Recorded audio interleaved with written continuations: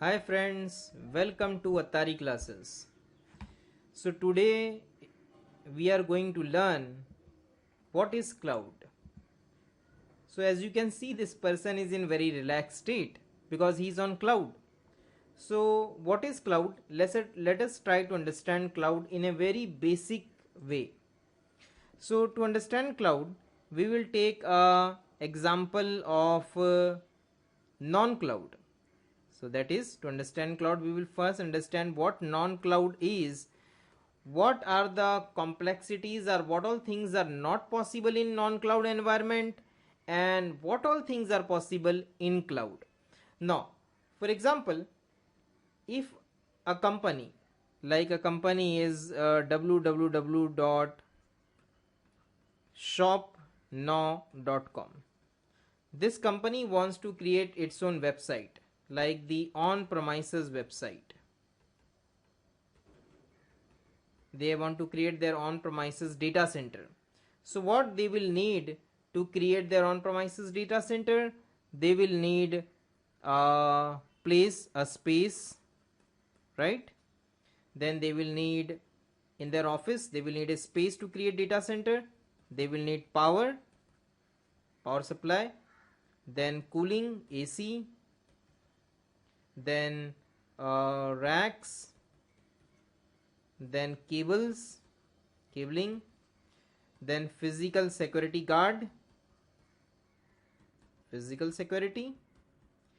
and then inside the data center we will need router, switches, firewalls, load balancers, storage, servers, and lot of other things are required. Plus there is a team is required to install, rack mount, configure, manage, and troubleshoot.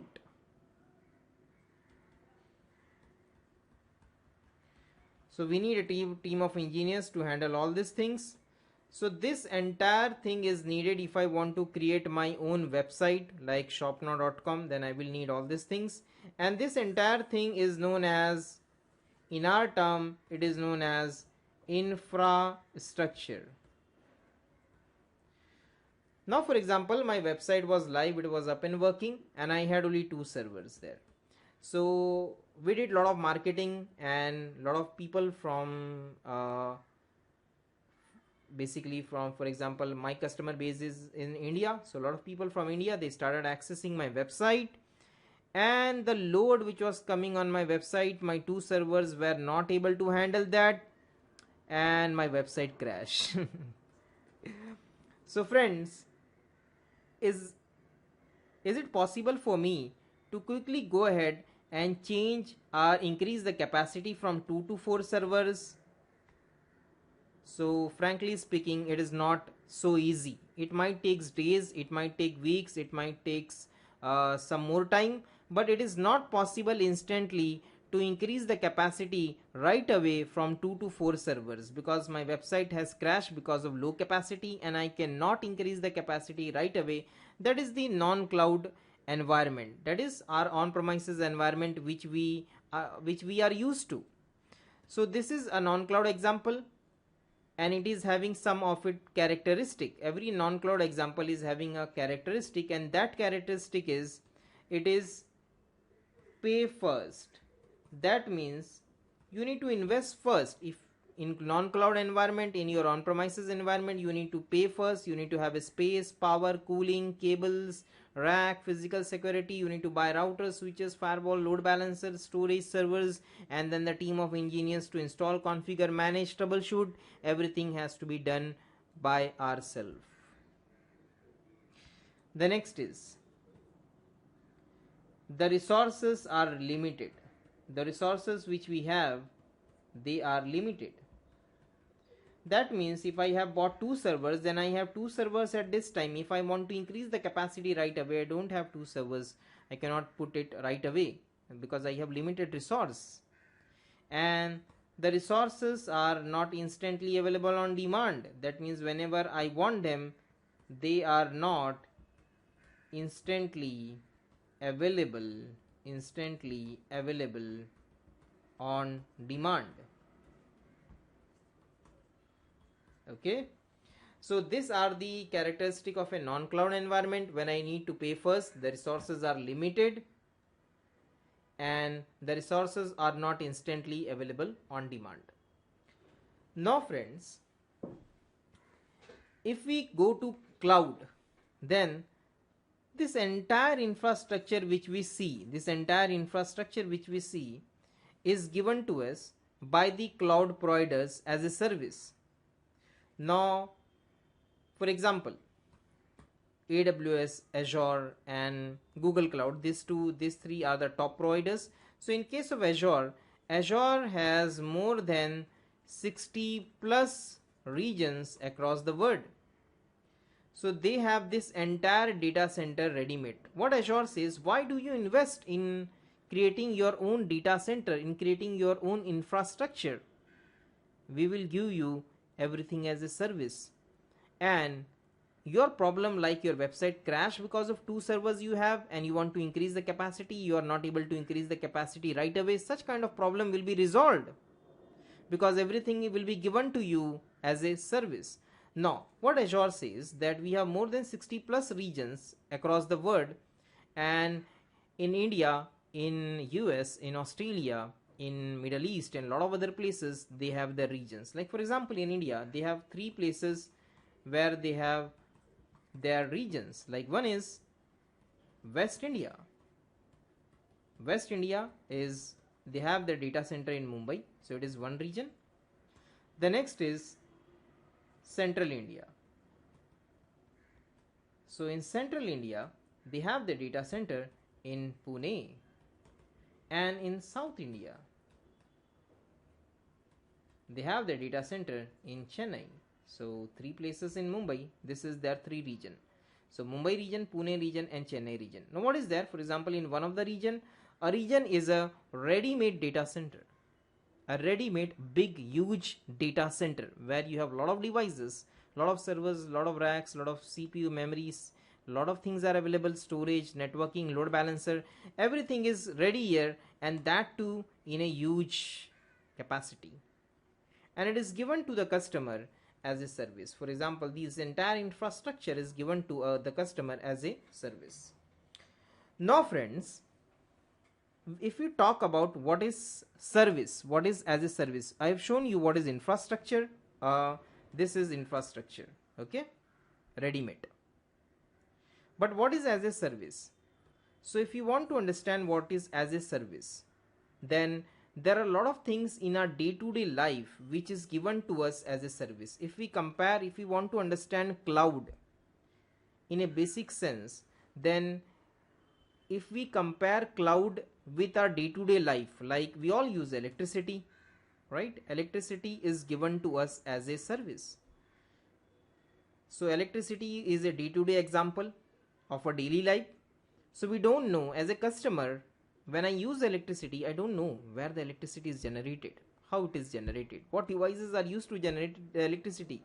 I don't go and ask them where is their big cloud of electricity. I just go fill up the form, get the connection at my house, use the electricity, and then I follow the pay as you go model. That is pay as you go. I use the electricity for 1 month and I need to pay for that after 1 month.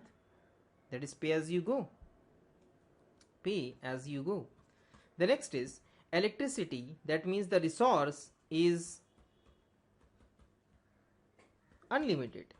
For me as a customer, it is unlimited. There might be a limit. So whatever the electricity provider is, whoever it is, they have their electricity limited. But for the customers, for me, it is unlimited. They are having a huge cloud of electricity. But for me as a customer, it is unlimited. How much I want, because how much I want, they have. Now the resources is unlimited, and the resources, okay, I just need to replace this with the resources are unlimited. and the resources are instantly available on demand. So that means whenever you want them, it is available. So this is a cloud model, and cloud, a day-to-day example of cloud electricity. And this is the characteristic of cloud which is common for all the cloud models, whether it is our day-to-day life or whether it is an IT cloud, okay, like infrastructure as a service. So the first characteristic is, in every cloud model you will have a pay as you go model. So you need to pay for what you are using. There is no need of invest first. The way the non-cloud follows, it is pay first. You need to pay there. Here, no. You need to pay as you go. The next is, the resources are unlimited. For me as a customer, it is unlimited. And the resources are instantly available on demand. So whenever I want, the electricity is available to me. That's good. The same way, there are a lot of other day-to-day examples like water. So water is given to us right now in the tap. So in Mumbai there is a provider of water, and there is a big cloud of water. So as an customer, I don't know where the water is stored, how it is stored, how it is filtered. I just open up the tap at my home and I use the water and I pay them. So I will pay them monthly. So I will use the water and then I will pay them. That is pay as you go. The water is unlimited, because whenever I want, I can open up the tap and use it, and it is instantly available. I just need to open up the tap and use it. That is instantly available on demand. So this is the cloud characteristic. And there are a lot of other things which we use in our day-to-day life. Like for example, going to an hotel where we just go order it, and we get everything as ready made. So we just have it, our lunch or dinner, and then we pay, and then we just go out. So this is hotel. A restaurant is an example of our cloud model. The same way, Ola and Uber, they are example of cloud model. So there is no need of buying a car. You just go and you have an app, you just request where you want to go, and the car is available along with the driver. You just use them and you pay for them. So there are a lot of examples like this where we use cloud. We are in cloud actually. So these are the examples of our day-to-day cloud models, like infrastructure as a service, water as a service, and restaurant as a service, car as a service. The same way this model was moved to IT, and there we saw infrastructure as a service. So this entire infrastructure is given to customer. This entire infrastructure is given to customer as a service. Now Azure has very big data center. Okay, so one second. Now friends, I will show you one of the Azure data center, how it looks like. So it is very interesting. This is how the Azure's data center looks like. It's big, it's huge, it's secure. And it is not like our on-premises data center where we have all cables hanging and all these things. Here it is so maintained, and all the data centers are connected to each other across the region. So here it is 54 region, but it is right now it is having more than 60 plus regions. And you can see the data center, how neat and clean it is. So friends, now how to create the servers in this data center? For that we need an account. And in the next lecture, we will see how to create a free account in the Azure portal. And then we will go ahead and create the servers, the load balancers, and a lot of other things which are required in infrastructure. We will see that. Okay. So that's it. Bye.